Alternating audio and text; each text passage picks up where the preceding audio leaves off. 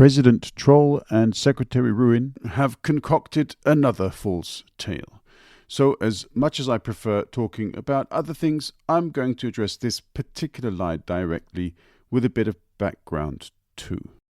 TwoandaMic clocking out. Rise up.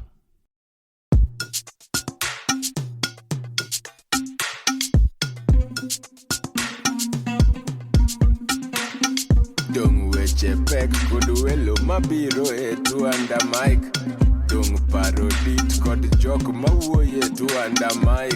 Seche tin sud buta wawinji e TwoandaMic. Wala wachokre, wabed piny, bi wawinje, ero chako, momit ndi, podcast makende.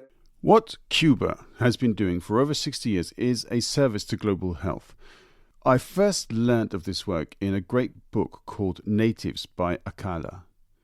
Sure, Cuba may have ulterior motives. They might be based on a need to promote their way of life as being better than it really is. Hospitals in Cuba are not well-funded, spotless, and sweeping high-tech institutions. However, this medical service to the world is absolutely not trafficking. Cuba has been supporting human rights for decades.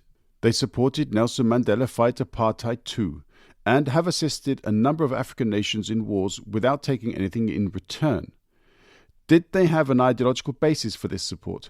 I bloody hope so. I think they wanted to fight imperialism. I think they wanted to support the right of African nations to independence and self-determination. I think they wanted to fight the ever-expanding hostile and disgusting corruption of capitalism and thereafter globalization. There is no more USSR, and yet the USA continues its childish policies through the administrations of Democrat and Republican parties to claim Cuba is a national security threat. Please tell me, how can the Democrats be socialists when they don't openly support Cuban human rights efforts? It's all a game to these charlatans. Yes, I know Cuba is not perfect, and I do not adhere to their form of authoritarian rule, just as I do not adhere to US authoritarian foreign policy, nor that of any country that has to lie to cover up the death toll of its policies. So what does the US get out of this policy? On top of cancelling US aid, which is catastrophic for many poor nations to which the US has historical obligations, the restriction to Cuba's medical program will only lead to the deaths of many thousands of innocents. Who will these nations then turn to for assistance? Does anyone know of any corrupt international bodies that force-feed finance onto poor nations with the intention of impoverishing them further? Oh yes, those great financial institutions that heap interest payments onto the poor and vast sums into their rich financial backers' pockets. Maybe the caring President Troll and Secretary Ruin are not doing this out of the kindness of their frozen hearts then. Maybe the US just wants to sell their own crappy healthcare system to the world. The UK is already nibbling and might soon fall for it, but I really hope the rest of the world holds out. The US system is there to create a need and then provide expensive solutions which seek to tie people in through very heavy debt burdens. This is not an ideology issue either. We know this because an ideology debate would not require outright lying, as these guys are doing. Why create this fake story of human trafficking if they wanted to talk about the spectre of socialism? The US electorate in general is already ignorant of what socialism really is. They keep saying Biden was a socialist. Anyone who knows anything about politics knows Biden is very far from being anything remotely socialist. Some even call Bernie Sanders a communist. A communist would have created a revolution in the USA years ago and taken away all the properties of the elite and given them back to the people who bled and sweated on the building of them, either directly or indirectly. So no, this has nothing to do with ideology. In the same way these political pirates want to tear down their own educational system to keep the people fully dependent on them for everything, from decision-making to not knowing their far right from their far left, They want to make the world dependent on their exorbitant and corrupted health, don't actually care system. The poor people in the US have allowed themselves to be subjugated for decades, so they obviously feel the rest of the West will probably do the same. Yet it would appear that some things are changing. Troll and Husk played their jokers too early. The world does not believe them to be geniuses or know the art of anything but dealing in lies, and they definitely don't agree with this administration's assessment on foreign policy. True, Europe has continued to support the genocide in Gaza and has also turned a blind eye to the ethnic cleansing in Karabakh by dictator of Azerbaijan, Aliyev.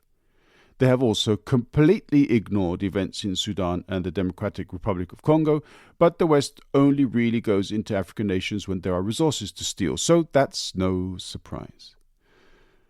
None of what I have said is even slightly controversial, nor moderately dramatic. These are news items that have unfolded repeatedly over the years, and we have never reacted. In the past, news got to us via trusted media, which today we know to be propaganda machines. Read some of the crap on the BBC or New York Times on topics that the editorial team have interests in. They are not objective. If their own side commits crimes, they cover them up. That's not news reporting, that's news avoiding. The worst thing is we just accept that, that's okay. It's okay that the news I am given is partial to a group of genocidal maniacs. It's okay most of this news is heavily filtered. It's okay that I am being told what to think. It's okay that I keep getting played for an idiot. Really? Is it okay? So why is it that when someone tells you what's really happening, you react like you've been struck? You respond with aggression and hatred because someone dared test the deceitful narrative you've been feeding on, and you no longer have an ounce of objective thought left? I'll answer these questions. No, it's not okay. Wake up and demand better. Demand better of your politicians, or don't bother voting for them, or watching their presses, or buying their shitty caps, or going to their campaign events. But definitely go to their town halls, though, and make your demands known. Regarding journalists, demand better by not reading their lies. Don't buy any more lie papers. Don't click on their articles. Don't watch their programs. Make their lies the irrelevance they are. More importantly, though, do your own independent research. Get a better idea of the general facts and use your head. So when they tell you that a country is sending free medical aid to poor countries and that they should be stopped, try to see beyond your prejudices. Try to overcome your self-righteous bullshit. If in your country the health system is letting you down, why should you support the stopping of basic medical assistance to others who need it? How can it benefit you in any way if people you don't know, who you will never hear about or see, get some relief to their pain and suffering? What level of barbaric inhumanity do people want to reduce themselves to? It's not just President Troll, VP Ruin, and Husk, I know. There are many of these substandard politicians and leaders all over the world, I know. But if we don't step up our demands for better, do you really think they are going to get any better themselves? The ones who can do better don't want to, or are being blocked from doing so. Is that really going to address our problems? Not for one damn second. So what do we need to do? We need to demand a hell of a lot more to make sure our politicians are better. But even that small amount might be enough to make a difference.